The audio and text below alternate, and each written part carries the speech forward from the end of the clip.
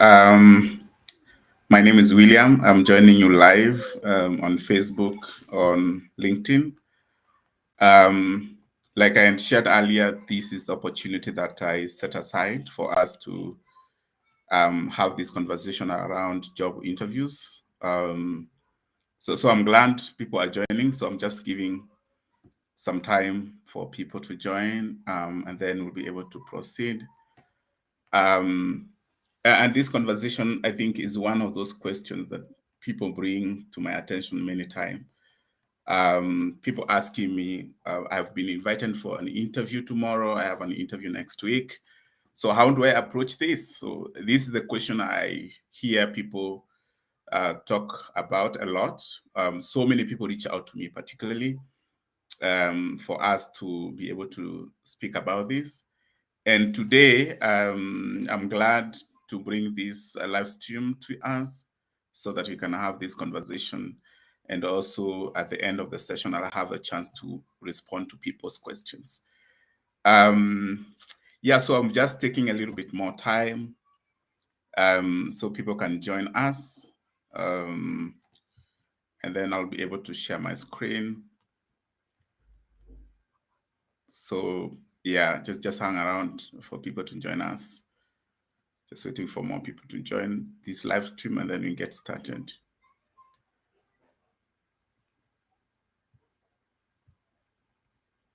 Yeah, just holding on for people to join. I see people are joining and then we get started. I had promised that this is one of those conversations I'm so passionate about because so many people come to me to ask questions on the right approach when they are invited for interviews. And I thought because I've had a chance of attending many interviews over the years, working in many organizations, and also I've had a chance also of interviewing many people. Yeah, I thought I have one or two things to share with us today. And this broadcast is coming to you so you can share with as many people as possible, those people you think will benefit from this.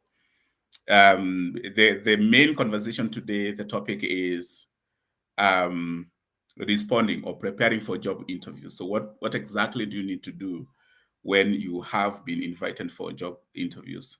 And like I said, I get a lot of requests from people. In fact, in the past, I've had a chance to have one-on-one with the people to speak to them about like what is the expectation when they've been invited for a job interview, exactly what is required of them.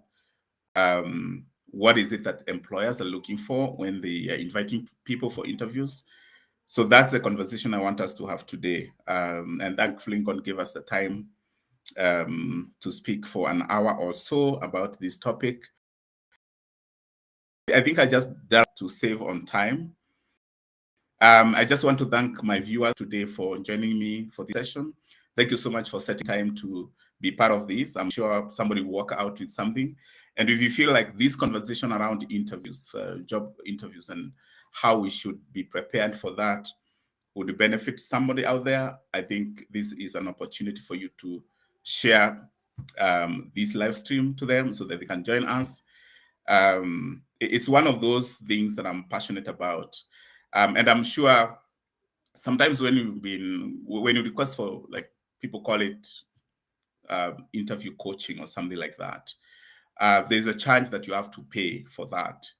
But I feel that there's a lot I know from my years of experience doing interviews and being interviewed for jobs that I think I need to share with us today. And that's exactly what we are doing in the next 1 hour or so.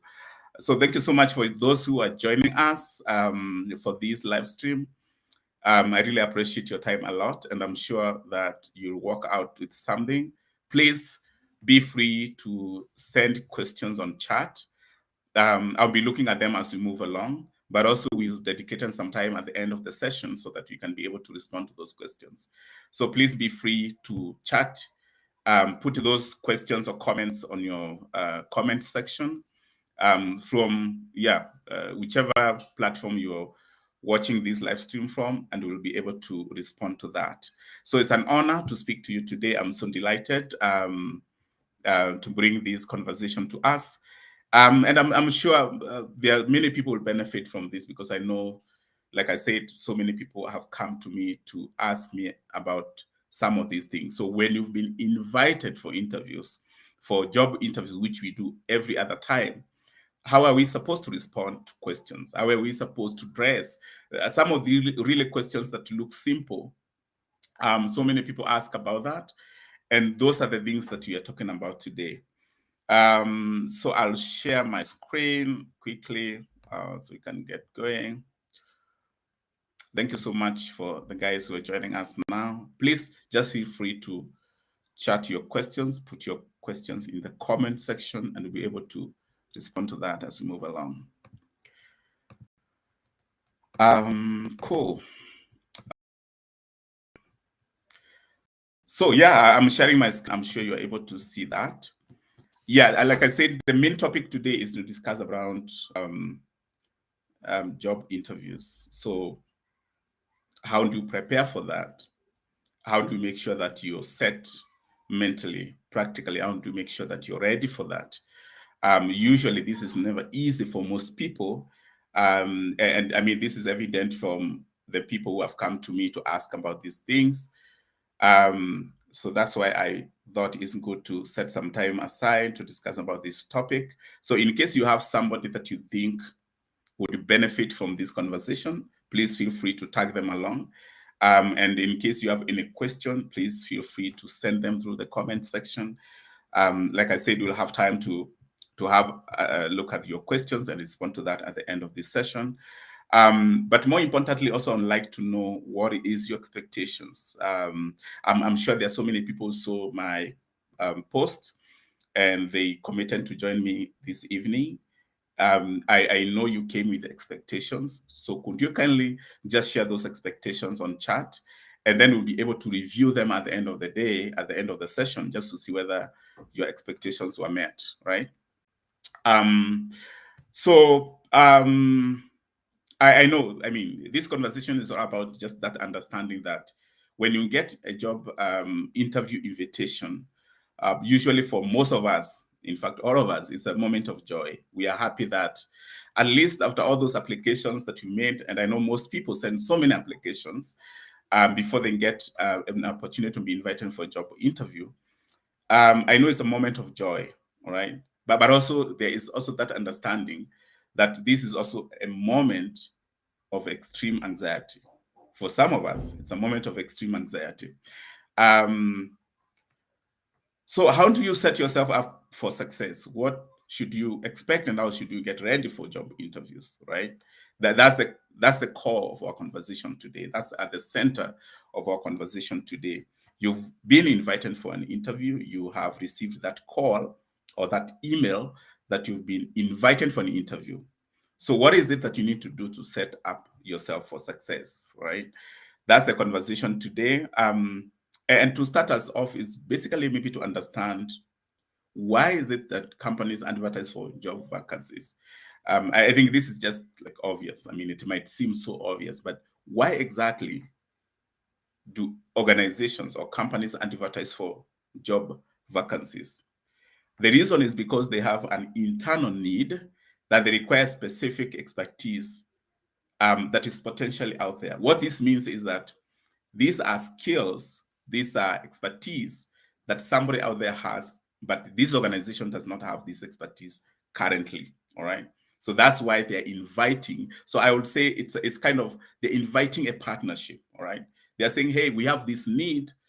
Is there anyone out there who has this expertise, or is there anyone out there who has these skills who would like to come and join us and work with us? Basically, that's what the organization is saying by sending an advert out there. And then when you apply for a job and there is an invitation for you to attend an interview, what exactly does this mean, right? So this means that somebody saw your application, all right? And that can be a hiring manager or HR manager, whoever it is that is responsible for attracting talent in an organization, right? So that somebody saw your CV, and based on its content, based on what you have in your CV, they believe that you could be among the few people who could be having the expertise that they're looking for. All right. Remember, we said that when they send an advert out there, it means that they're looking for an expertise. All right. But the fact that you have been invited for an interview, among the many people who applied, you were lucky to be invited for the interview, which is the second level. It simply means that somebody recognized the fact that you could be a carrier of those skill set that they're looking for in that role that they want to fill, right? Therefore, they want to talk to you to verify whether what you have in your CV is exactly the person that you are, right? So William said, "Oh, I'm passionate about this. I have skills in this." They want to invite you so that they can gauge you. They can weigh you, let me use that word, to see whether is this person really the kind of person that we saw in this CV. That's why they invite you for an interview, so that they can have a one-on-one with you. And one-on-one can be either in person, which means that you're invited in a physical place for an interview to meet people, or it's happening through a Zoom call or Google Meet, whatever. It's a virtual call, all right? And sometimes it happens that way because, nowadays we have lots of interviews happening virtually. They also want to know whether the kind of person that you are ultimately is the kind of person that is in the CV. I think I've mentioned that. And the company also want to know or to see whether you are a good person. They want to see whether you're actually a good person, right? Apart from your skills and experience and all that, they also want to see, is William a good person, right? Because they have good people, organizations employ good people, and they want to be sure that is this person that we're inviting for this interview, is this person that we are considering for this job a good person? Would we feel safe that this person is interacting with our good people? All right. I'm sure we'll have more conversations around that, what exactly that means, because they want to see this guy that applying for this job. Is he really like a good person? And that is completely outside your skill set and your experience. And that's why they're inviting you, so that they can have a conversation the way we are having a conversation with you, to see whether you are that kind of a person. All right.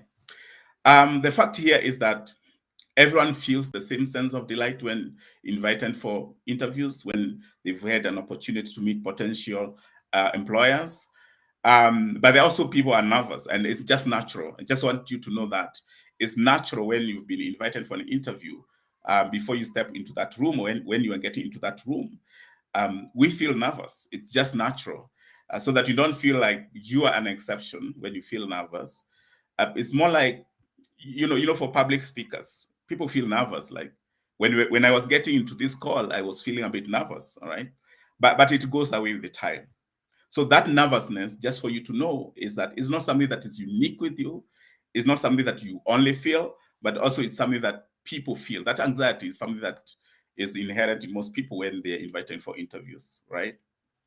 But also have in mind that job interviews can be a bit daunting, but it doesn't have to be like that, all right? That's why we are having this conversation today.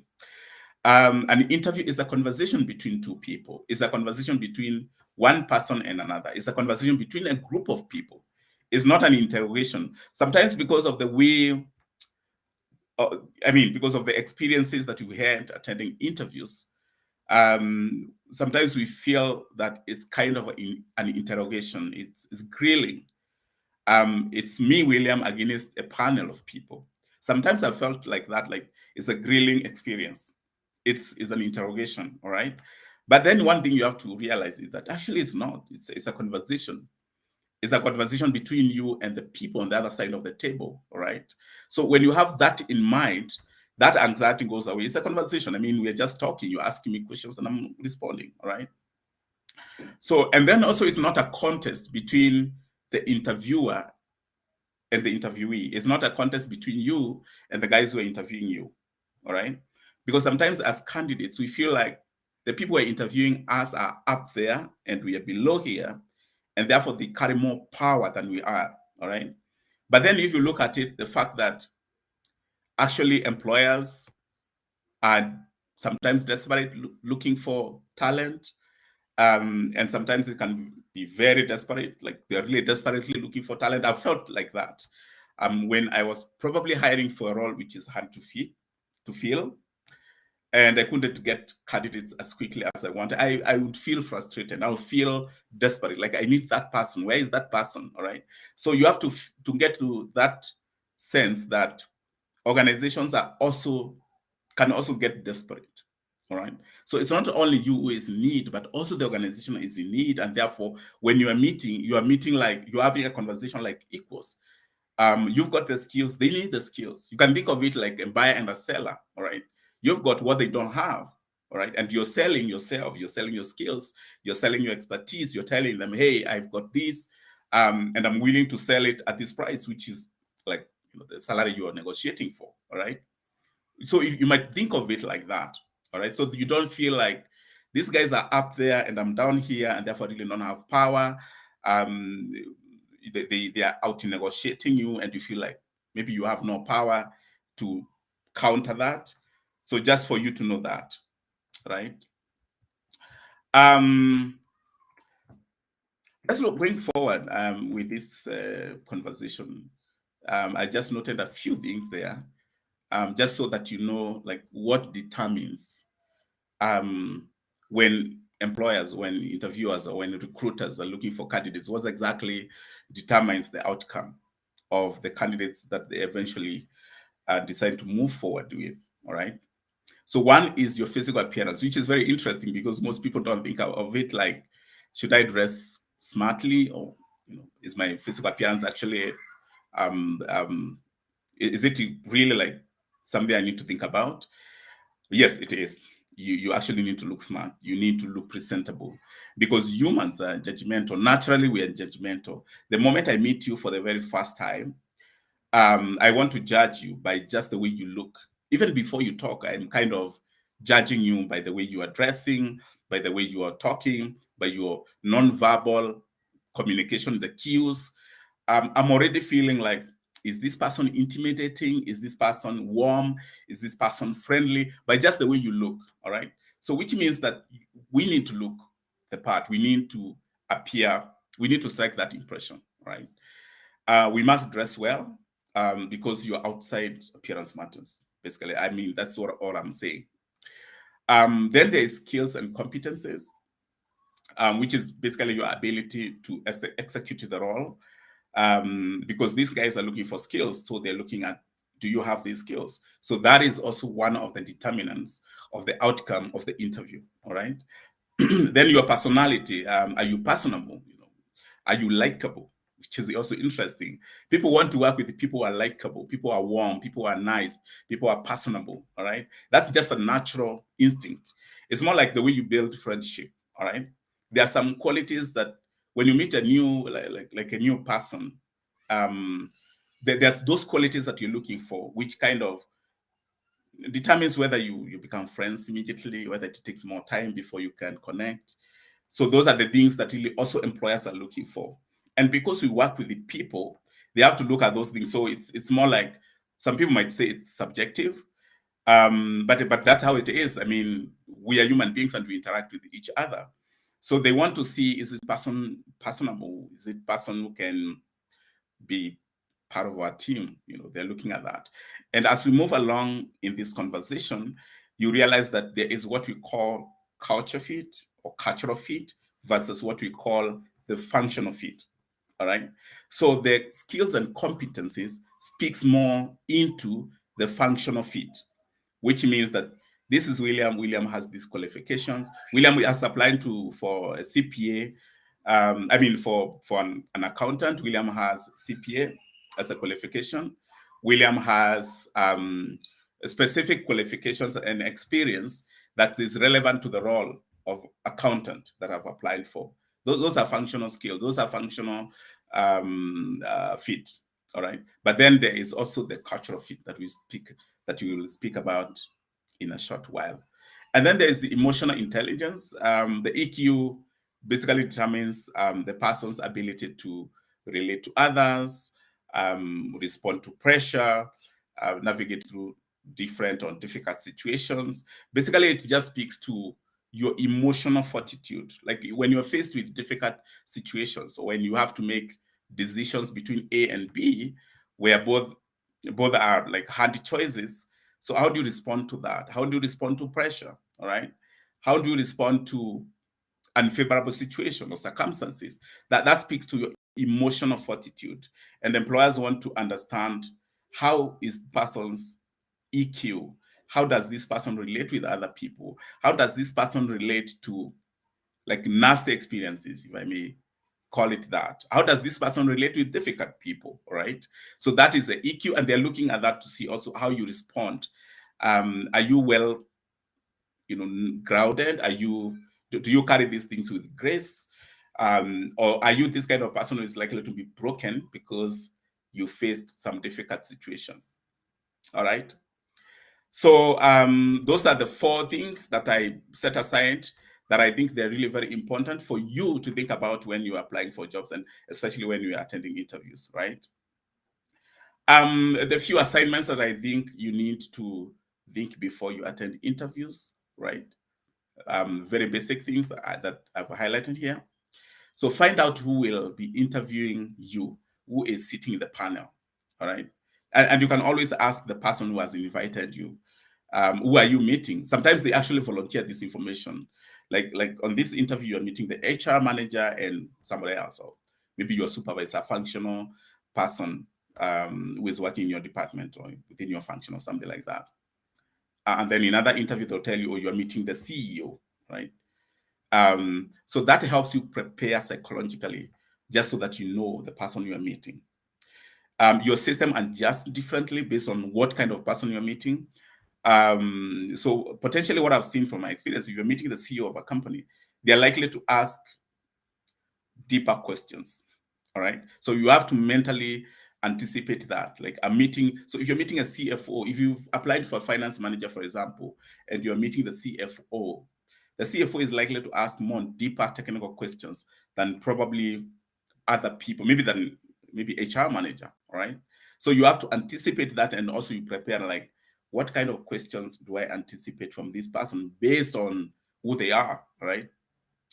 So knowing the people in the interview panel will help you tune your mind and be psychologically set. And this also helps you anticipate certain questions, like I've said. People in different functions or roles will ask different questions.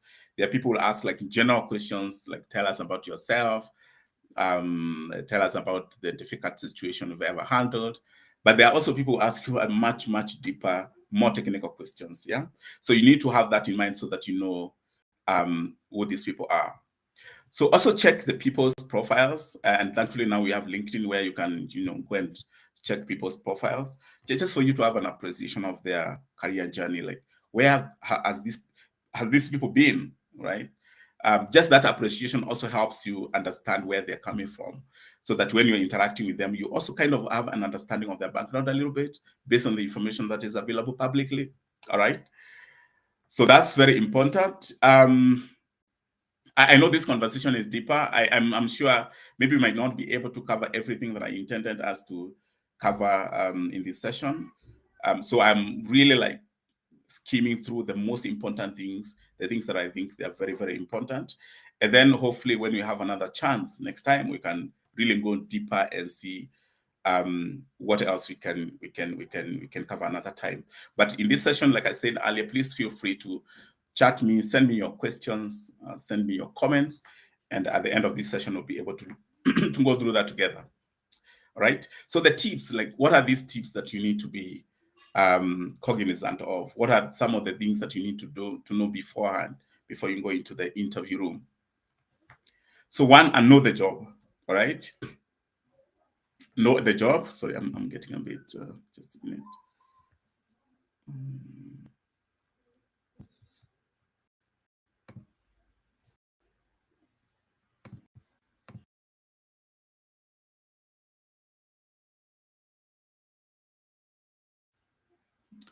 Yeah, sorry, I was getting a bit. Share my screen again.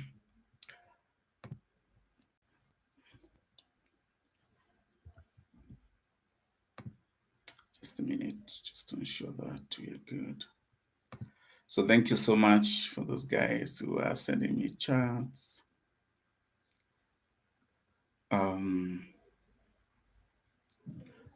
So I'll be able to respond to that. Thank you so much for those guys who are sending me chats. I'll be able to respond to that. Those guys who are sending me chats and comments, definitely I'll be able to respond to that. Wonderful. And also you can share your experiences on what you've seen. Definitely I've seen some of these things. And I'll be able to also share my experiences. Back to my screen share. Yeah.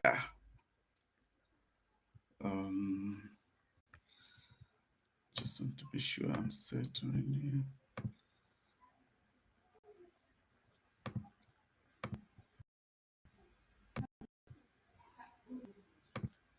Okay, I'm back again. Sure. So, so one of the things that you need to know is just knowing the job. Like, what exactly do these people want? What is it that the organization wants? All right. So take time to understand why the company needs someone to work for them. All right. They have a need. That's why they put an application out there. So understand what exactly do they want. Okay. So study the JD, and I said study the JD because I want you to really understand very well. Go deeper, much deeper than just the text. Understand what are the requirements of this job, because sometimes we just skim through the JD, and the JD is just what the that job advert, right? So you want to understand what is it that they want. Just go line by line, understand what the JD is. And in fact, you can even request the organization to send you a JD, and most of them are gracious to send you a detailed JD so that you understand what exactly are the requirements for this job.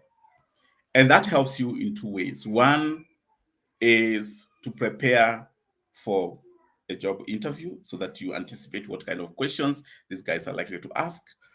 And also, if it's way earlier in the process, like when you're doing application, is so that you understand whether this is actually a job you're qualified for. Sometimes we get frustrated because we send so many applications for the jobs that technically we're not qualified for. All right. And then at the end of the day, we don't get invited for interviews and we get frustrated. So just looking at what are the requirements and kind of tailoring or trying to understand whether your skill set, your experience, etc., matches what they want, I think that's really very important.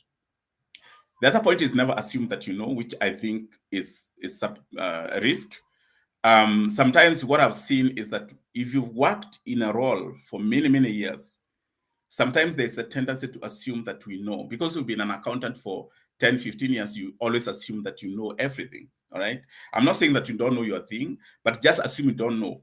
And that assumption that you don't know kind of gives you a motivation. It's an incentive for you to do research so that you understand much deeper selling is required for this. That's technically set you success, as opposed to where you assume I know my thing and then you go to an interview and then you realize that these guys are asking so many questions that you really never anticipated, things that you never thought about, and then you realize that you're failing not because you don't know, but you really don't know how to articulate what you know, which I think I've seen a lot for most people.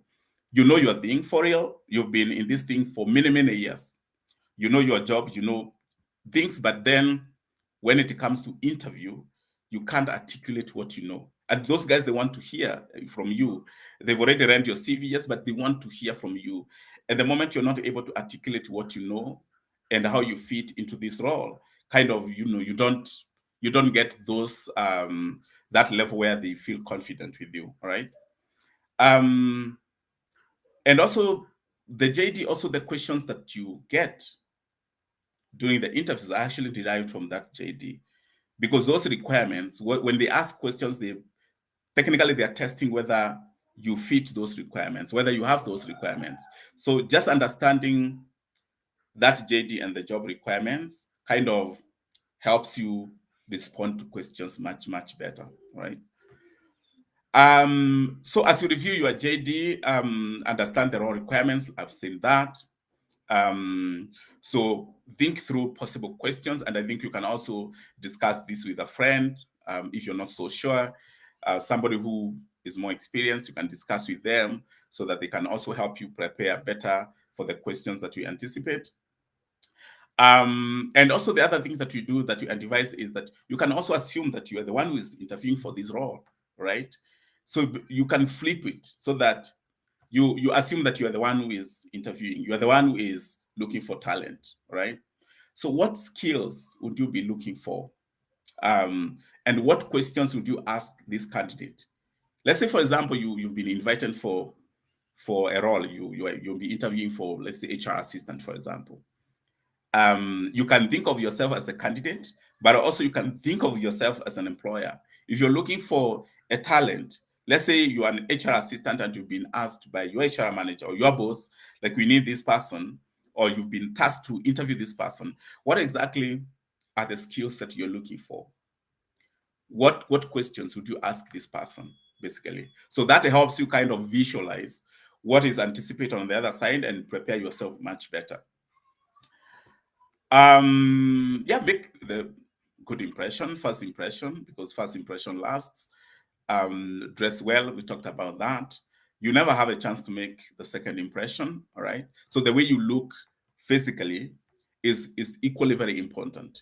So make sure you strike the first impression. Sometimes it's just the way we converse. Sometimes it's the way we present ourselves. Sometimes it's the way we dress, all right? So you really need to package yourself in a way that when you meet the other person who hasn't met you before, and this person is meeting you for the first time and is or she is looking at you and trying to say, is this person really the kind of person that you need? All right. That first impression matters a lot. And like I said, people are subjective sometimes. We are judgmental by nature. So the way a person looks, kind of, we might want to write off those people just because they looked not the part, all right? So you just want to make sure that you strike that first impression. Sometimes you hear this statement like, fake it till you make it. But in job interviews, my advice is that just be you, be the kind of person you are, be natural. People want to interact with authentic people. You don't want to meet a person who pretends to smile, but this person is not smiling. It's just pretending to smile. A person who is trying to strike a friendly conversation, but then you can see, because you always have those instincts, that this is really like a faked thing. This person is not real. And the moment the person who is meeting you for an interview discerns that you're faking things, for real, is not likely, or she's not likely to progress you from that. So you need to be the real you. Yeah, look the part. I've said, physically just look good. Those nonverbal cues, just make sure that you're using nonverbal cues, whether it's a smile, the way you nod when you're talking to a person, the eye contact, the handshake, just make sure that those nonverbal cues, they're warm, right? And they're working for you. Yeah, just smile, be yourself, always dress well, research on that organization's way of dressing. Because sometimes when we say dress well, people might think like you're being requested to dress in a suit and a tie, which doesn't have to be true, all right? It depends on what kind of organization you are going to work with. For guys who are working with tech organizations, what I've seen in most cases, they're casual, they really don't bother a lot about dress code, all right? But we are not saying that please appear with your pajamas, even though the culture, the dressing code in an organization is a bit relaxed. All we are saying is that just be smart, all right? I might appear in an interview, which I've done many times with a tie, and I'm smart, I'm okay, I'm comfortable. So I don't have to appear in a suit. I can appear with just a shirt and jeans and nice shoes, and then that's okay, because the organization has more relaxed dress code. I remember I've interviewed for one organization which I thought really I was qualified for the role. I think it was a duty-free business organization, duty-free. I went with a jacket. In my mind, I thought I was smart. It was cold, so I put on a pretty heavy jacket, and then I was disqualified. And I knew I was disqualified because of that, because the HR manager reached out to me and she told me that, you know what, when you met the director, he was not impressed by the way you were dressed. You were dressed in a casual heavy jacket, and, he was expecting that you appear in a suit, and because of that, I was just disqualified. I mean, those are nuances in organizations that you have to research on and to be sure that you're actually ready for that. Yeah, I mean, be ready for the small talk. A small talk would be like, you're meeting these guys for the first time, and you always meet somebody who is striking a fairly informal conversation. Like, hey, how is your family? I hope you've not had much traffic when you're coming to this place. What is your favorite music? Those kind of stuff.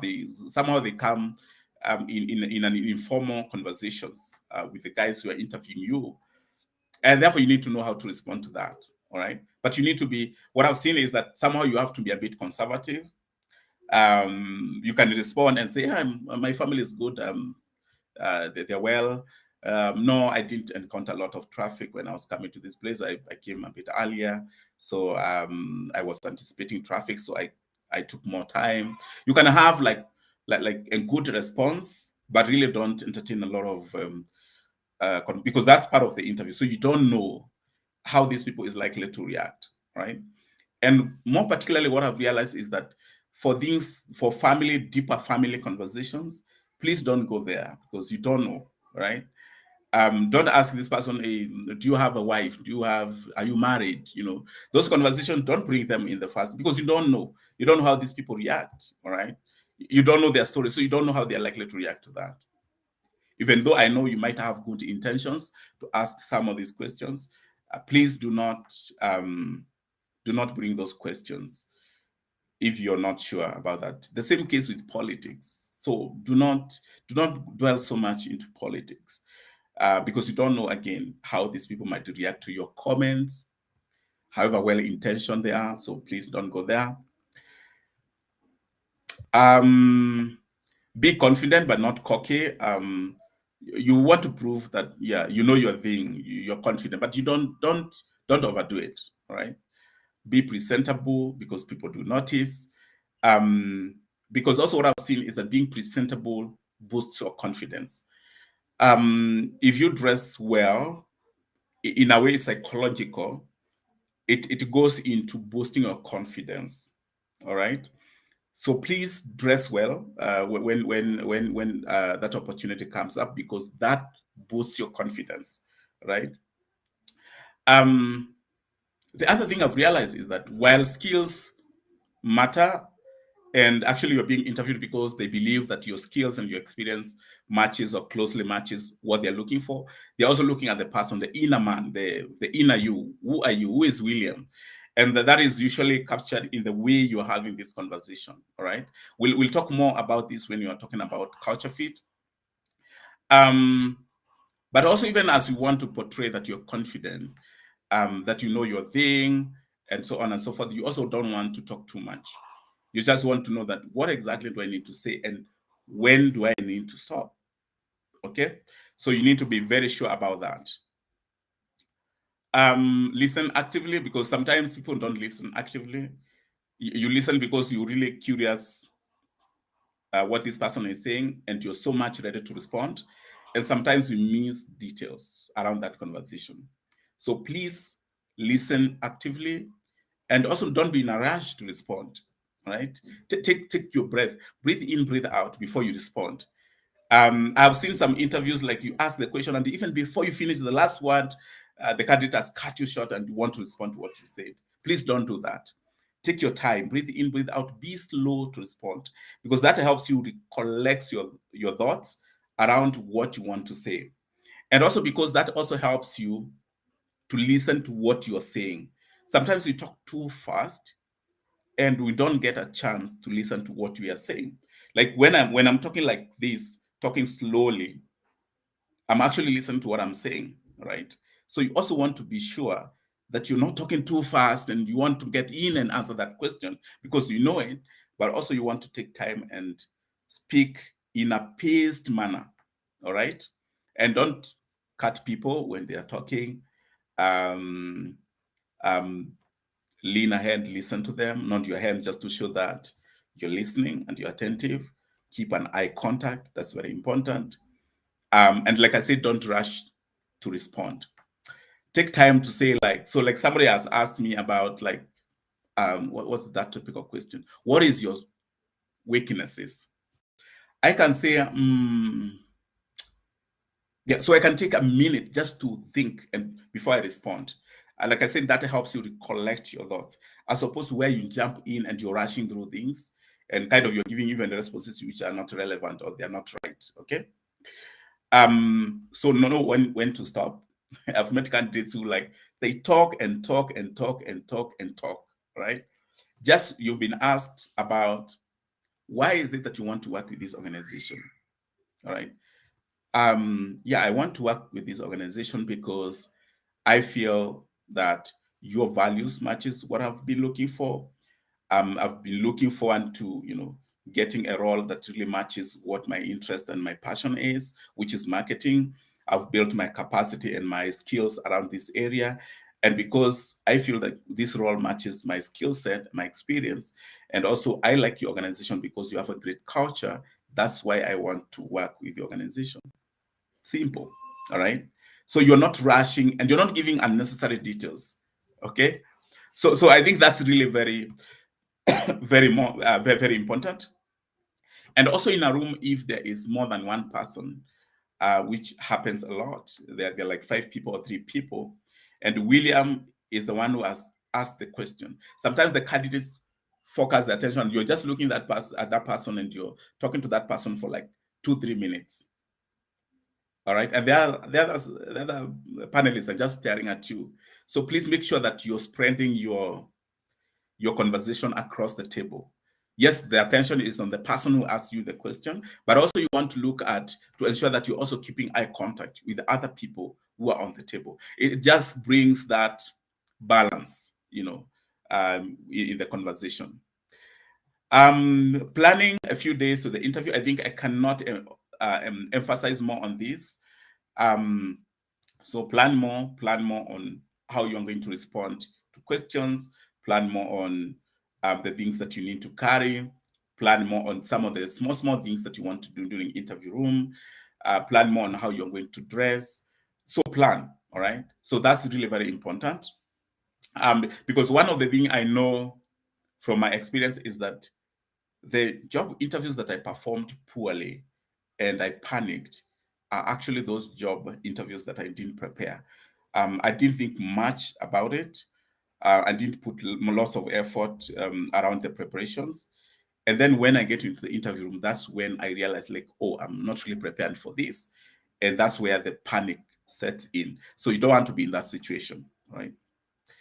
So culture fit versus functional fit. I really don't want, this is a whole conversation. I don't want to talk a lot about this, but I felt that because we are talking about interviews and how organizations are looking for the right talent to join the organizations.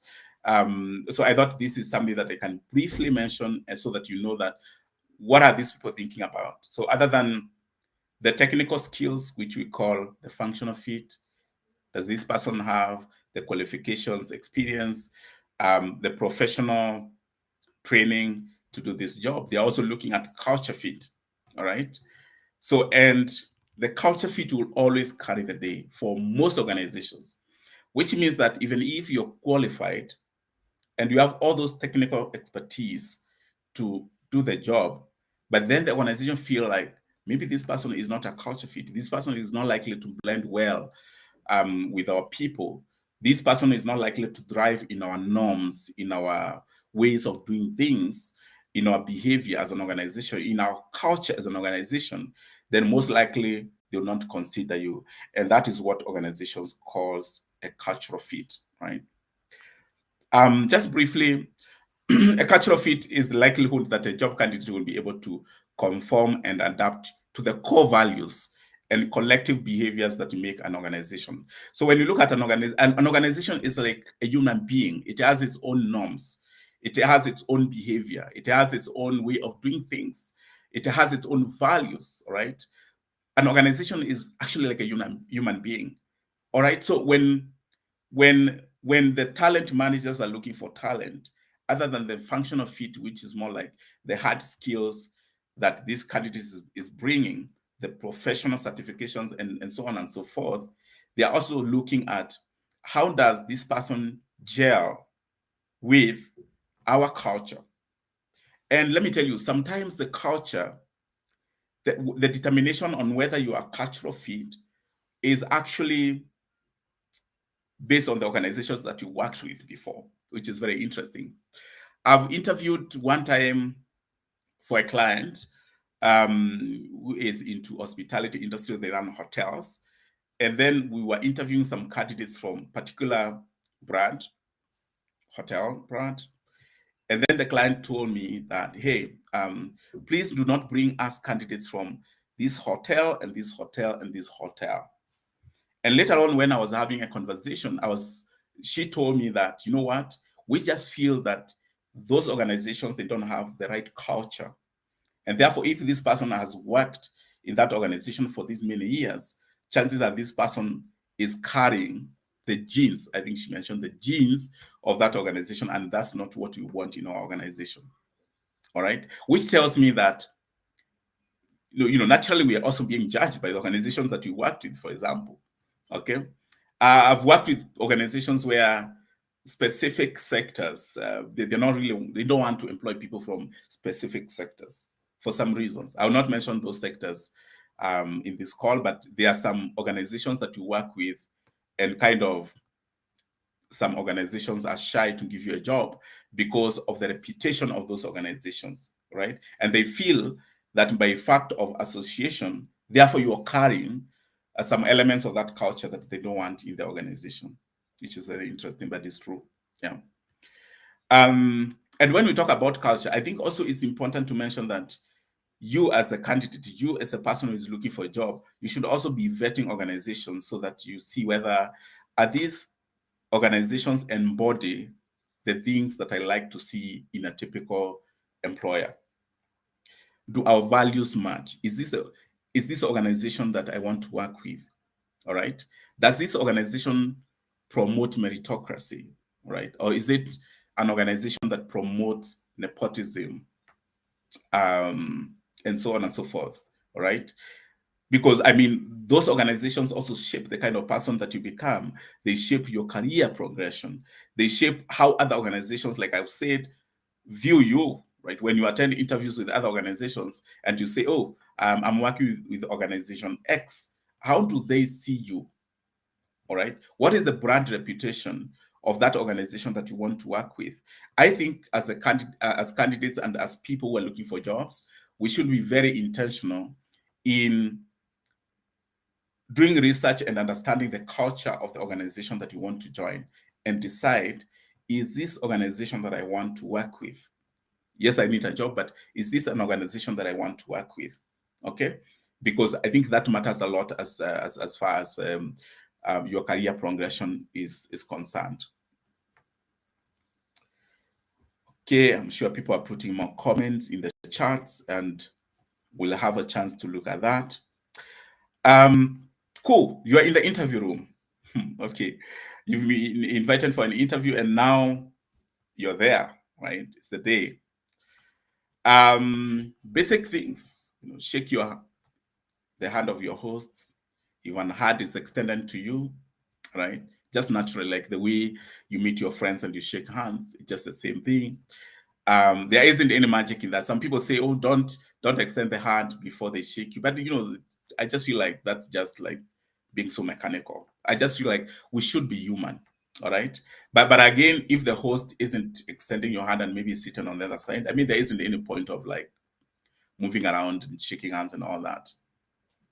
So then you don't have to feel the pressure to move around the table to shake everyone's hand. The way the interview room is set is that you are invited and you meet people already seated, all right? And they're on the other side and you're sitting on this side. So there isn't any need of moving around shaking people's hands. I think when you just give a simple gesture, like, hi, good morning, everyone, simple. And then you are ushered to your seat, and then that's it. So you don't have to feel the urge to shake everyone's hand, right? So request if you can have a seat. If this is not offered, it's just courteous, could you kindly have a seat? And then they'll say yes. I mean, obviously they'll say yes. All right. But in most cases, you realize that you'll be ushered to a seat where you need to sit in an interview room. So take an upright posture. Let me see whether I can take an upright posture. I'm not sure that's an upright posture. Take an upright posture, which means that you need to avoid sitting like you're sitting on your couch in your living room. So don't slouch like this. Just sit upright, and then have your hands on the table. Look at the people who are on the other side, just naturally like that. And then you might want to lean forward when they are talking to you, which is more like showing like you're listening and just going back to your posture. And when you're answering the question, the same thing. It's a posture, sometimes it just shows that you're comfortable in your skin, you're okay, Don't fold your fingers. Sometimes people put your fingers on the table, but then because of tension, because of your anxiety, you start fondling your fingers, somehow without your knowledge. So kindly please be conscious about that. Don't follow your fingers. Yeah. Yeah, and ensure your phone is off. I mean, these are really like very basic things, but I've seen people who walk into the interview room and you forgot to switch off your phone. I mean, you can forget, right? And what happens is that the moment of that phone rings, it just disorganizes your mind. You panic. It's just a natural reaction. All right. Just avoid. It's so simple, but then the moment that phone rings, you kind of feel like you've offended people, and for real, people might get offended because of that. All right. So just make sure that it's off. Your documents are on the table. So the people you are interviewing, the people who are interviewing you, just for you to know, these are really highly experienced people in the field. All right. So these are not the people who can bullshit around and bombard them with information. These are guys who are really experienced in the field. You need to be aware of that. So don't feed them with wrong information. All right. So, for example, they might ask you if you're, for example, in a commodity market, they might ask you like, what is the share? What is the market share of commodity X or brand X? And then you're trying to tell them some funny numbers because you feel like there's an urge for you to respond. I think this one has this 15%. Yeah, it's 15%. But for real, you really don't know at all, right? So please do not fall into that trap of trying to impress by giving wrong answers because these guys are experienced. Some of these guys have been in the industry for years. So they're not the people that you are going to throw statements at them, answers, just random answers, and they get impressed. This might come out very bad, especially if you're giving them wrong answers, right? So it's okay to say, sorry, I don't know about that. Just calmly say, yeah, I've not thought about that. I'm sorry, I really don't know about that. Yeah, simple, all right? So it's so okay to say that you don't know, which I think so many people, when you've been invited for an interview, you struggle to answer every question, which I think is wrong. If you really don't know, and for sure you know you don't know, please do not try to answer something that you don't know because they'll notice. They'll see you struggling, and most likely you give them a wrong answer that they know, and then it will not come out well. All right. So don't try to impress by answering questions that are that you totally don't know, because that might land you in a different space where you are giving wrong answers and they know and they're not happy with that. Okay. So we have questions like that you expect to be asked, which is something that I thought maybe we might want to go through that briefly in this session. And I said to internalize the questions because I mean, I hate this thing of like memorize, because the moment you memorize it backfires. Okay, so do not try to memorize questions, please. Oh, this is the questions, these are the answers you should give. No, just try to internalize them. When I'm asked this question, how should I respond? I mean, as a principle, like how should I respond naturally? So it doesn't have to be one by one. Some people write like a statement on how you're going to respond, but because it's not likely to stick. It backfires during the day of interview. And then it comes out so badly because you're not able to coherently respond to that, because in your mind you heard a statement that you want to say, but you can't remember. But the moment you internalize and you know, like, if I'm asked this question, this is a general approach. So you don't have to write anything or cram anything. You just understand the approach and know, what am I supposed to say? All right. Yeah, just noting a few questions there, like the type of questions that we anticipate. They're general questions, technical questions, behavioral questions, and then EQ questions. Like I said, do not memorize or rehearse questions, but instead seek to understand what are the general approaches to such questions. How should we approach them when they come in our way during interviews, right? So technical questions basically are questions. So I'll not take a lot of time on this. I just wanted to highlight that in case some people might have questions, but I didn't intend really to dwell so much on some of these things, like questions, type of questions, what questions we need to expect in interviews and all that, but just brushing through them. So technical questions are questions that tests your knowledge in the subject matter within the industry that you operate. So they are really very specific to the role, very specific sometimes to the industry, right? And they want to test your understanding about the industry and about the role.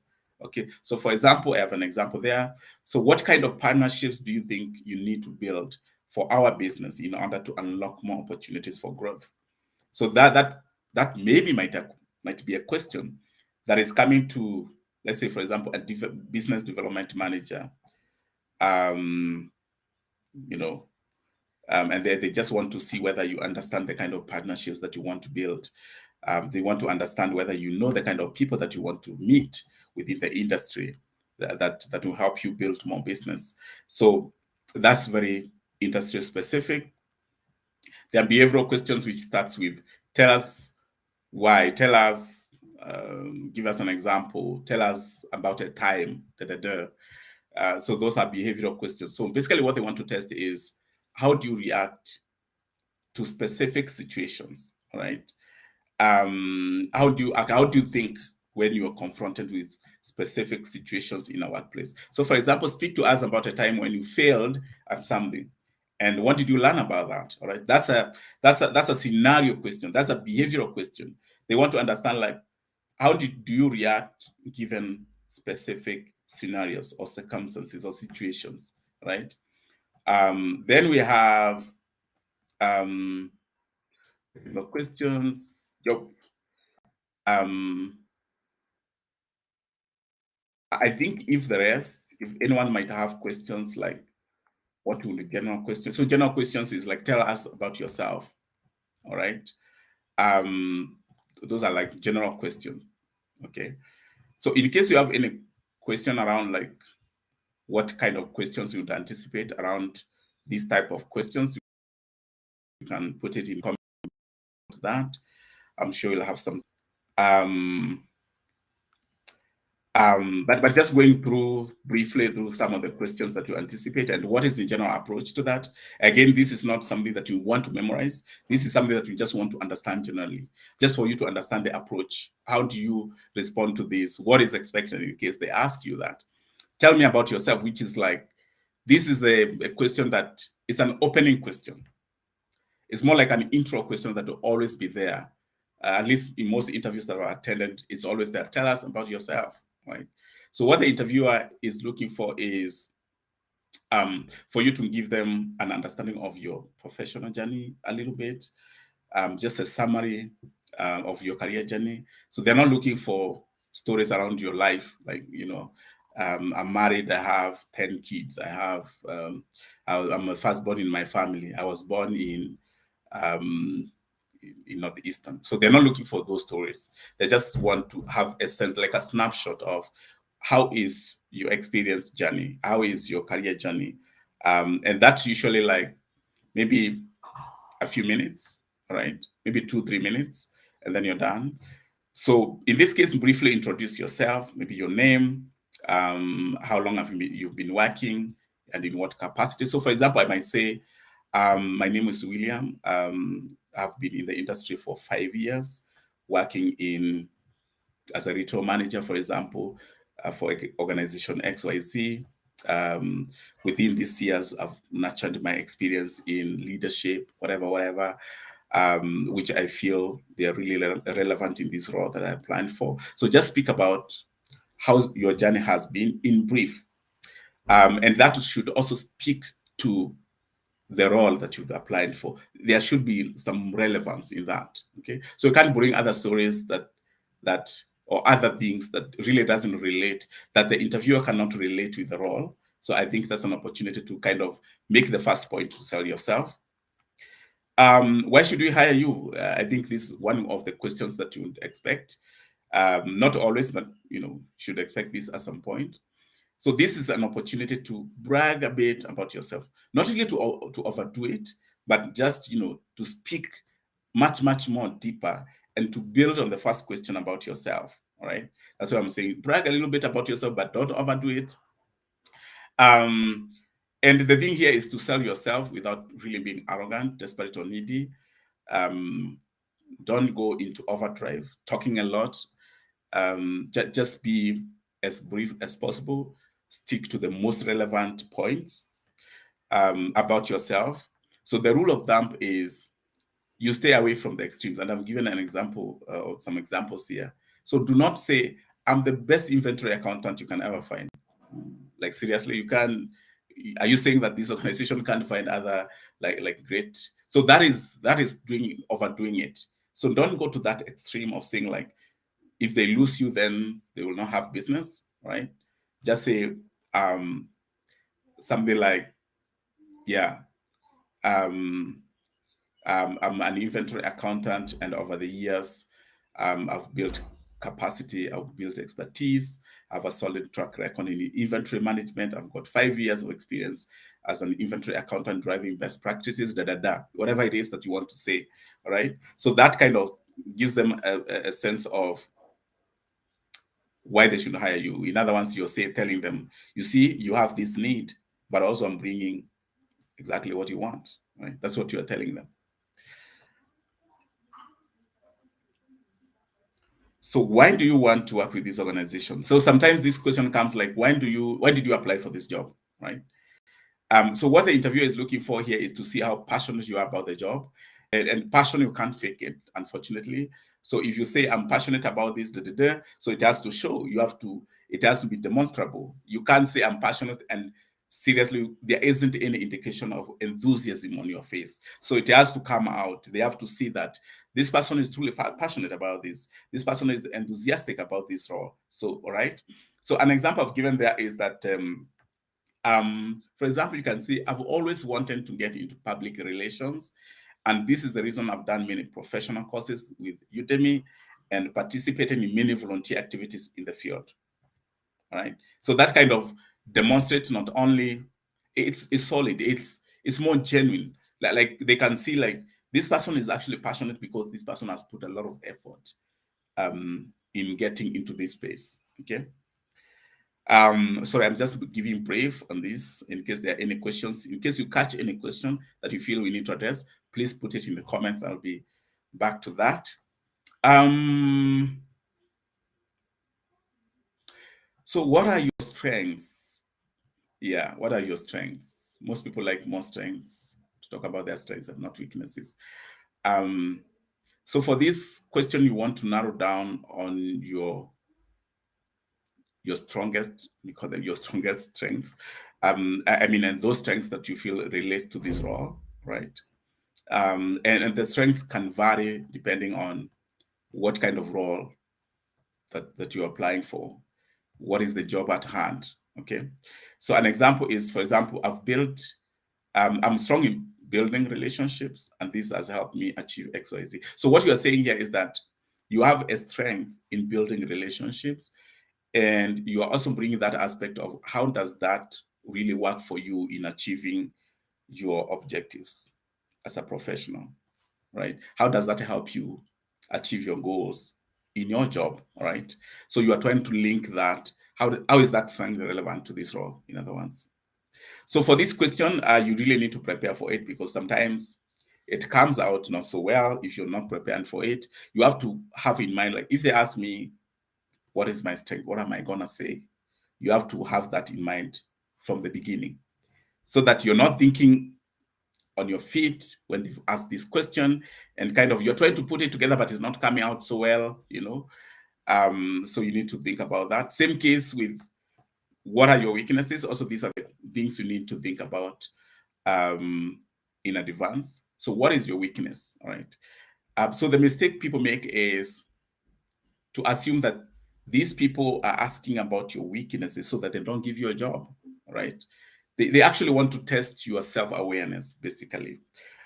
They want to see whether your level of vulnerability, all right? And they know that as a human being, you have flaws just like everyone else, right? So when they're asking this question, don't feel like they just want to find a reason of not giving you the job. Just think of it like they want to discover whether you are self-aware, right? Are you aware of your weaknesses? Are there areas that you feel these are my learning areas that I need to work on, going forward? All right. So I think you need to have that in mind when they ask about your weaknesses. Tell me about the time you failed. Again, it's more like, the weakness question. So sometimes people feel uncomfortable with this question because you feel like if I say I erred in this, they're likely to view me negatively. But you see, that's not true. Actually, they want to feel like you are that kind of person who would make a mistake, but then learn from it. They want to understand that you are a person who actually takes responsibility for your mistakes. And we make mistakes all the time at workplace. That is true. I mean, all of us, we make mistakes every other day. But I think the intention is what matters. Like I made this mistake, but I learned this and that, right? So that's what they want to understand. And also, I think sometimes this is also a veiled question to test your authenticity as a person, your honesty and your willingness to take responsibility of things at workplace, right?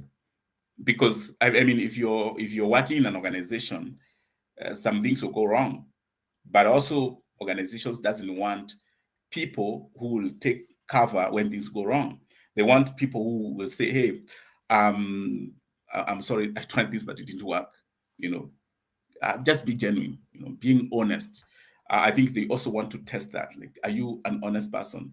I would be very cautious with a person who thinks and says, I don't think I should have ever made a mistake. I would be very, very, very careful with that kind of a person. Because in a real world, we've all made mistakes here and there, right? We've made decisions which didn't work at some point. All right. That's a question that tests your honesty and your authenticity as a person. We are getting over this. What is your salary expectation? All right. Sometimes when I interview candidates, they become cagey with this question. They really don't want to come out clearly. And we know for real, you're looking for a job. You're not an NGO. You're not offering your services for free. All right. You're looking for a job so that you can be paid. It's so clear, right? You're not getting in there, work 30 days, and then you don't get paid. Everyone knows that. So why wouldn't you come out boldly and say, this is what I'm looking for? Just straight out, like, this is what I expect. There isn't massaging about it. Like, there isn't a lot of guessing. This is what I expect. And if you're not sure about like the exact amount that you want, you can give a range, right? You can say I anticipate anything between 60 and 80,000, for example, right? That's your range. You're giving a range in case you're not so sure about like where would I lie in here, okay? But just be upfront. Like, this is what I want. Do not scat around. Like, you're not so sure. Sometimes I hear people say, "Oh, I don't mind fitting into your salary structure." Which structure? Which structure are you talking about? There isn't nothing like that. You just need to say straight up, this is what I expect. Simple and clear. In fact, that should be like the shortest answer that you can ever give in an interview room.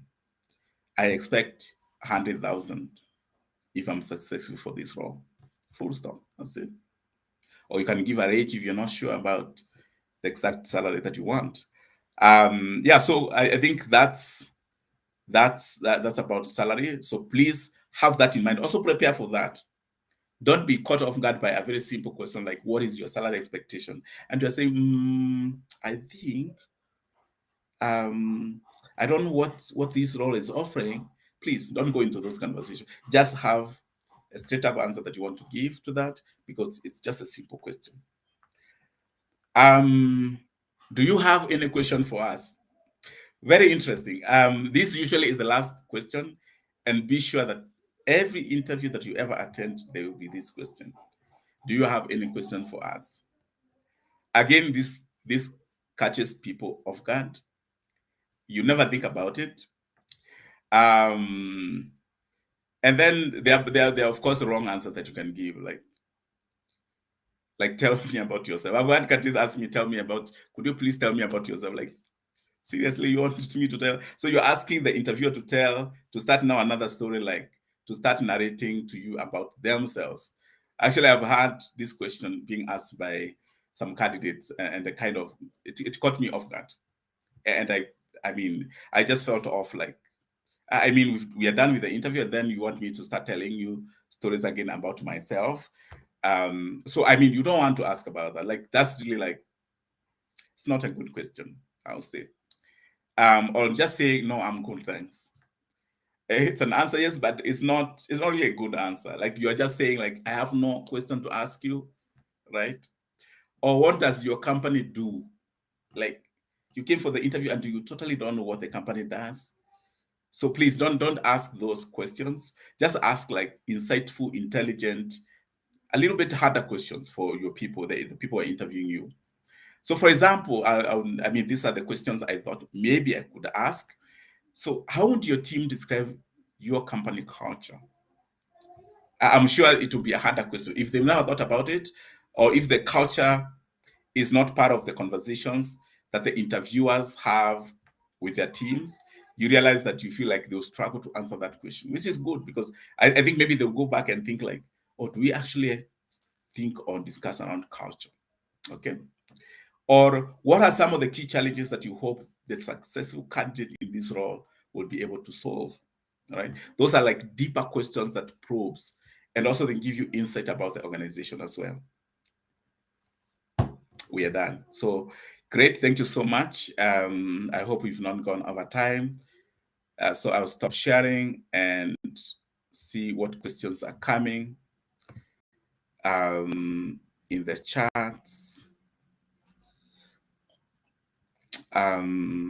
Wonderful. People really sent lots of questions. Thank you so much. For the people who have sent me questions here, let me go through them one by one. So somebody sent me a comment here. Interviews nowadays conducted as a formality. The reason why it appears interrogative, okay, I think as you was saying that the reason why it appears interrogative, just to find your weak areas for disapproval. Then do you know anybody has dominated the process, as they may already have a preferred candidate? Yeah, this is really a good question. Another comment. I've heard so many people talk about instances where organizations have preferred candidates, but then they conduct interviews as a formality. They invite candidates and do interviews as a formality, and yet they know who they want to employ. There are two answers to that. For real, I know the organizations that does that. They would invite candidates as a formality, but also I know tons and tons of organizations that actually recruit on merit. And from my experience, I've had a chance to work in many organizations, actually in multiple countries in this beautiful continent of Africa. And it's 100% on merit. I saw a job being advertised. I totally don't know anyone in that organization. and maybe that's the first time I'm hearing about the organization, I apply, and then I get invited for an interview. As simple as that. I attend one interview, two interviews, sometimes many, many interviews, and then I just emerge as the best candidate and I get the job. All right. So, not because I knew anyone, but I just happened to be the best candidate for the role, right? So, for my viewer who sent me this comment, is true. We have some organizations, and these are some of the organizations that I would say probably they have banned culture. They don't promote meritocracy. And an organization that has somebody, but then will pretend they're interviewing people for interviews, yet they have somebody they want to give a job. Most certainly, those organizations also don't promote meritocracy when it comes to promotions and internal opportunities, even if you join them. All right. And even those people who are within the organization, most certainly they'll not experience those opportunities where meritocracy is promoted and people can actually can move up the ladder by just working hard. All right.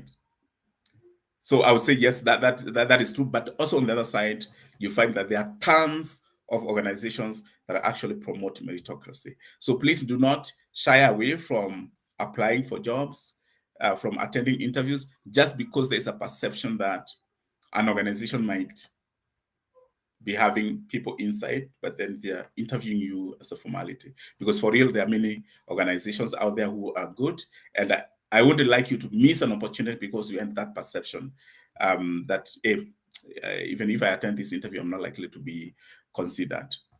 All right. So I hope I answered that. George, thank you so much. George says, William, thank you so much. William, thank you so much for this.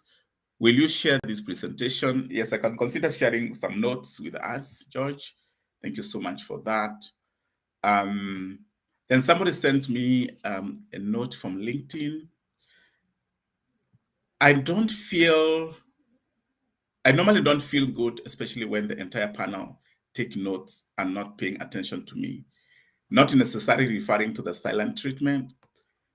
I'm more confident with eye contact. Oh, your take. Okay, great. Yes, 100% I agree with you. And I think this is also a message to the recruiters out there that when you are interviewing candidates, please keep eye contact. I know, George, I know, I mean, this is somebody else.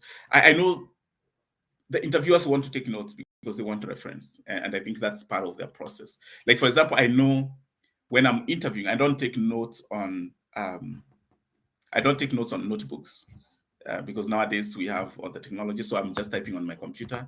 I have my laptop as we talk. I'm typing away notes. But at the same time, I'm actually looking at you. So I'm typing, but I'm looking at you. So I'm paying actually attention. But then if there is like somebody is for an entire minute, 2 minutes, you're just writing, I think that's not right. We need to pay attention to the candidates. We need to pay attention to each other. We need to have that eye contact because the eye contact is also a way of communicating, right? I think thank you so much for that comment. Somebody else from the LinkedIn said, a panelist tells you that you have 15 minutes for the interview and asks you to be brief. There are five, I guess you mean there are 5 panelists, and you're not sure how many questions they have. I feel this creates unnecessary pressure that may make a candidate to panic and hence respond fast. Yeah, that's so true. And I think, again, to those people who sit in panels and you're interviewing candidates, I think one thing that we emphasize is the experience that you give to your candidates. All right. Within organizations, there's something that we call employer branding. And part of that is the experience that our candidates goes through when they are going through interviews and all that. You want them to feel free. You want them to feel not pressured. You want them to be as natural as possible. And I think that's why even organizations nowadays are moving away from the formal spaces like office, where there's a big table and so on and so forth. And they are taking interviews actually to cafes and so on and so forth, because they want to create a pleasurable experience. They want candidates to feel good. They want candidates to feel in a natural setting, so that they're much more freer. The interviews actually have moved more from question answer to a more conversational kind of interaction, right? So I think this speaks to our recruiters and HR managers, and other business leaders who are watching this live stream, so that you know what people are saying out there, and so that you can structure your workspaces, the spaces where you want interviews to take place, so that they're more friendlier to the candidates that you're inviting for interviews, right? George again says, in situations where you cannot get information about the company's dressing code, is it okay to ask a recruiter before the interview? Yes, you can ask that. And in fact, one thing I've realized that it works a lot, even when you want to understand the organization culture, is going to LinkedIn and talking to people who worked in that organization before. All right. There are people who've worked in organization A, but maybe they moved. All right. So those are really good people to give you a very good view of. You can reach out to them and say, hey, I've been invited for an interview in this organization. I would like to speak to you about like culture, how the organization is. And I've seen, even from my own experience, because I've done this a few times, I've seen people are really gracious to give you time to respond to that. You see people will give you time, don't give you information about the organization. So if you feel like maybe the people who are working in that organization currently, maybe they really don't want to respond too much about the internal workings of the organization or those kind of things, you can actually reach out to a person who has worked in that organization in the past. And LinkedIn is open. You can research, you find them there, and they'll give you the information that you want to find. Yes, George, I think that's great. You can actually talk to the recruiter, but also I've said you can talk to the former employees that you can reach out through LinkedIn. Josiah says, this is Josiah. Yeah. Josiah says, hey, William, this is so insightful. Can we get this presentation? Again, yes, I can share notes. I can share notes on that. I think what people can do is you can reach out to me on email. I'll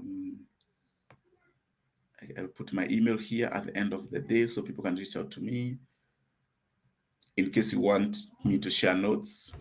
I can share notes around that. That's George. Thank you so much for the people who are sending me so many questions here. Caroli Omondi, how do you describe yourself in 3 words? Yeah, this is really like, and what is your weakness? I want to respond to this question. That's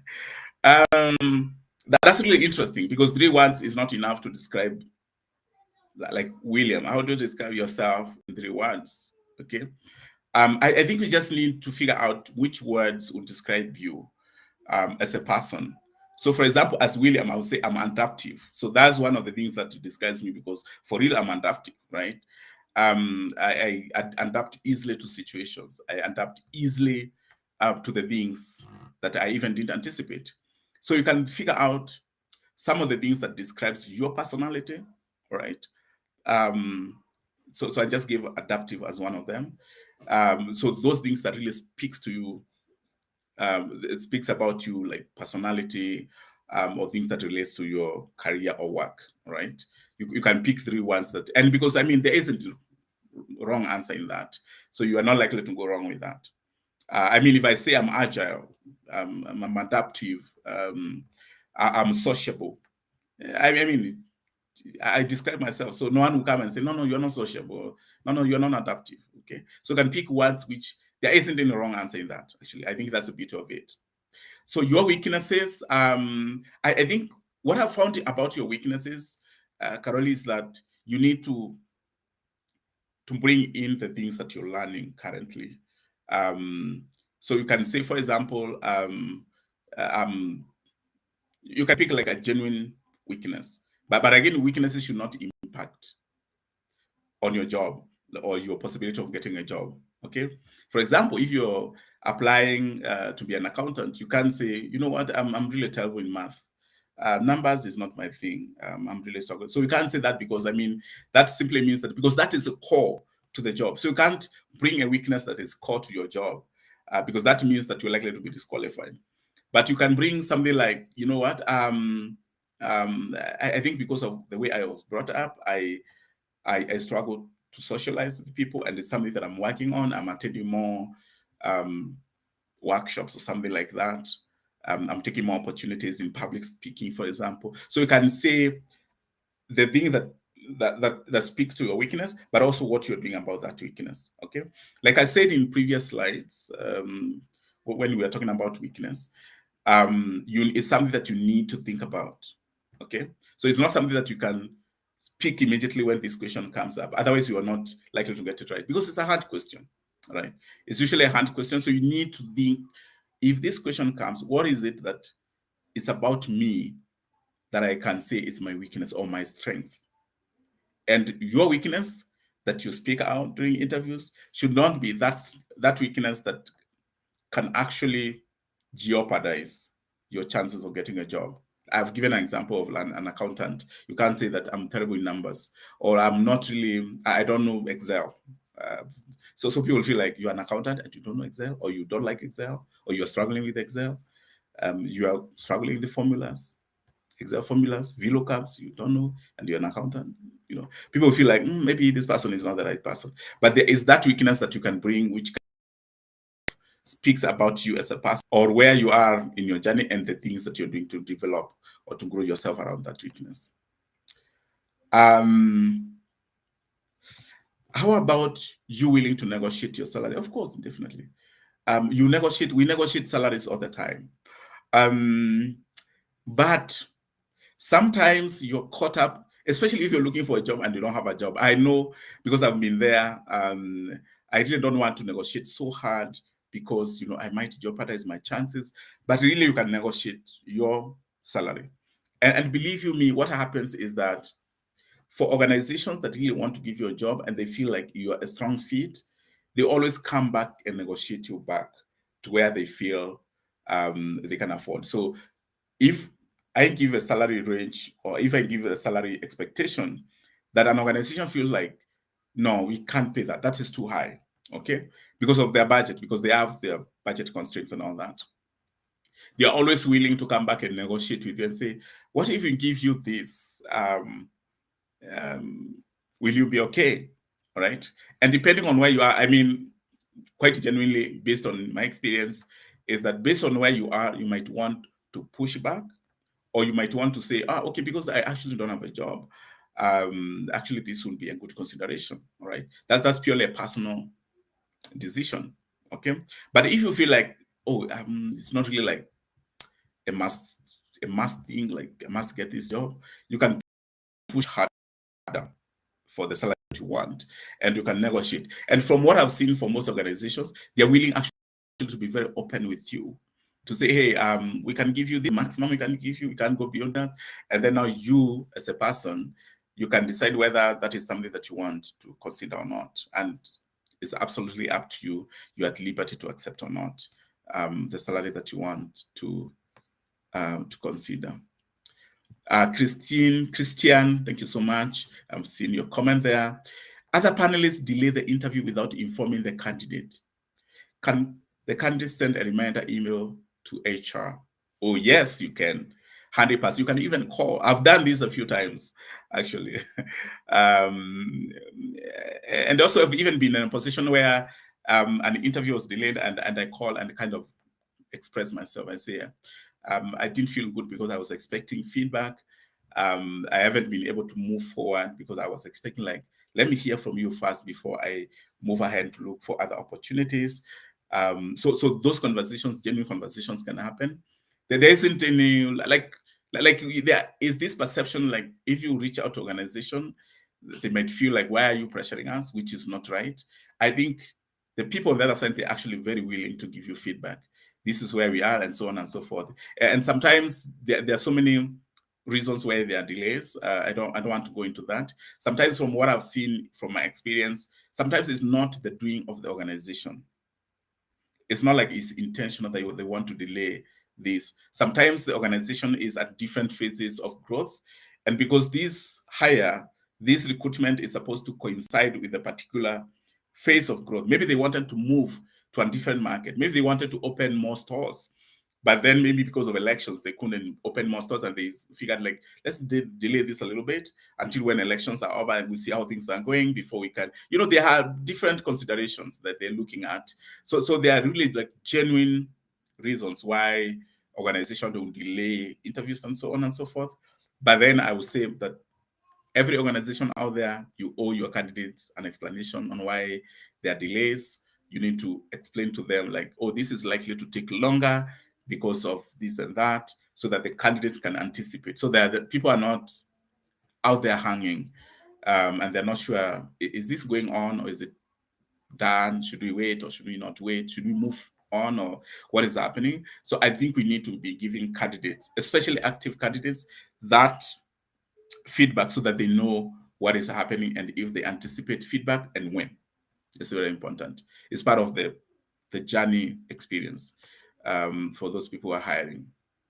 So yes, Christian, that is absolutely okay to send them an email. In fact, you can call an organization, say, hey, I would like to speak to William. If you remember my name, I was part of the panelists. Hey, I would like to speak to William. And then you talk to William. Like, I attended this interview on this time. I'm not sure. I've really been waiting.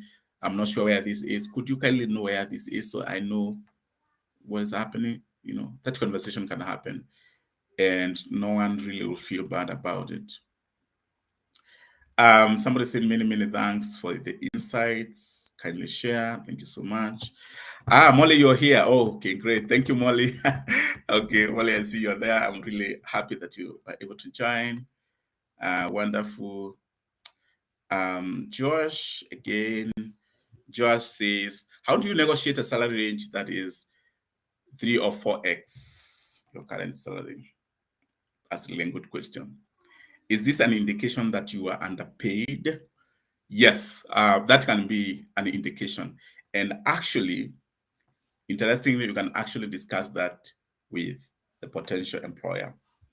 I know there are organizations which will give you what you're worth, but also the organizations which will benchmark from where you're coming from. In fact, I've been asked a few times, like, why are you asking salary twice what you're earning? So I think it's very great to say, because I know, let me tell you something, and this is like real. I know with the COVID, there are people who lost jobs. And when they lost jobs, they were willing to take a much lower salary because that's how life was. They wanted something to sustain themselves. There are people who are earning, let's say, X, and they took half of that. It's real. We know. I have a few friends who took a heavy salary cut. So it's very good to say, to tell the employer, the prospective employer, like, I feel that based on my experience, and based even on the jobs I've held in the past, this is what I was earning. But because of this thing happened and I slipped back, I just feel like I'm not actually sitting where I should be sitting. Just that genuine conversation really helps a lot.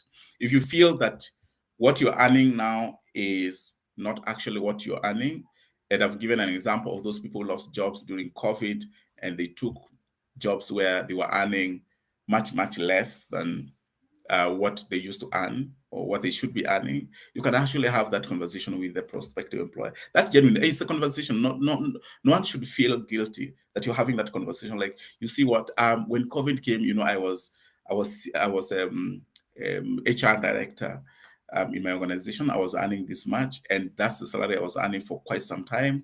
But when COVID came, I lost my job, and I was willing actually to take a lower job because I had a family to feed, and so on and so forth. So I feel like I'm actually looking at opportunities that puts me back to where I was. That conversation is very important.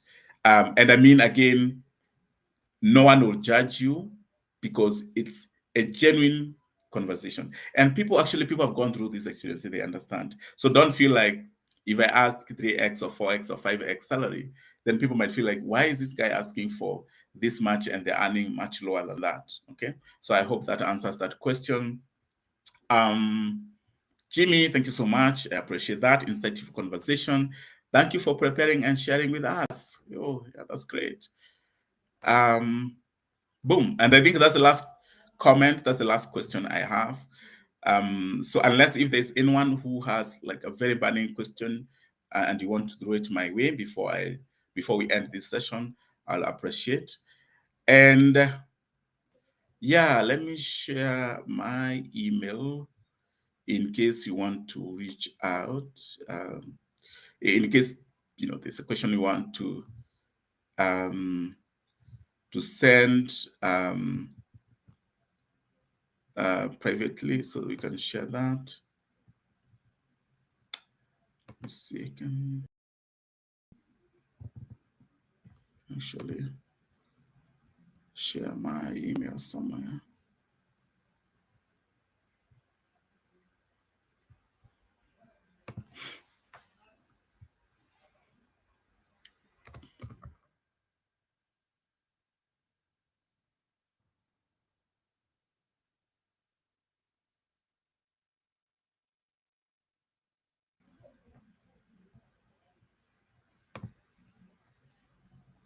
Cool. I put my email on the screen. Yeah, just pausing for some time for people to take note of that. So in case you want to send me an email, maybe you have a deeper conversation you want us to have. There is a question maybe that you have that you feel maybe might not be addressed in this conversation that you want us to share. I will actually be very, very happy to have to chat with you. So I just put my email there for those people who would like to drop me an email. You can do that. Jimmy again says, curious if one can manage their personal brand and detach it from the employer as a way of sharing they are deemed as not being culture fit. I think it depends on what kind of brand you want to portray out there. When I think about brand, I always think it's something positive. And if it's something positive, I don't think employers really will be concerned about that. But Jimmy, in case you want to share more, like specifically what you have in mind, I think you can share that. But yes, you can maintain your brand and detach it from your employer. But again, it depends on whether is your brand congruent. Is your brand in line with the values that your employer espouses?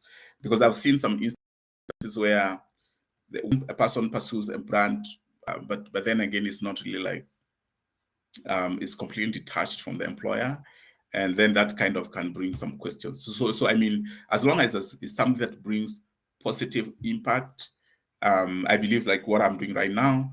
So I think it wouldn't be a thing. But if it's something that an employer would feel like this is off, maybe it's not. It's something that brings out values which are not consistent with the values of the employer. I think that can be an issue.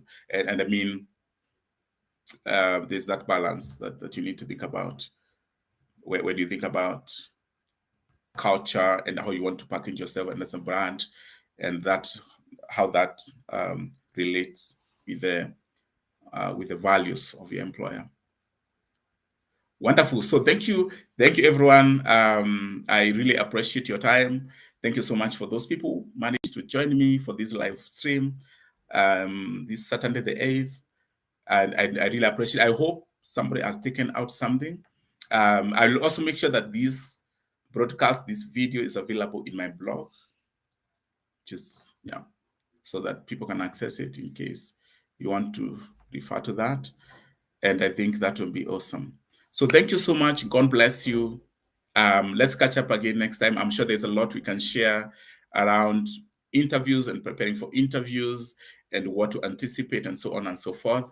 And I'm sure the questions that you send me will help me kind of digest on or think or reflect on what we might want to share next time, God willing, if you have time.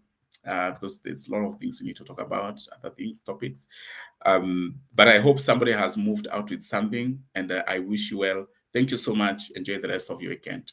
It's bye from here. My name is William. Thank you.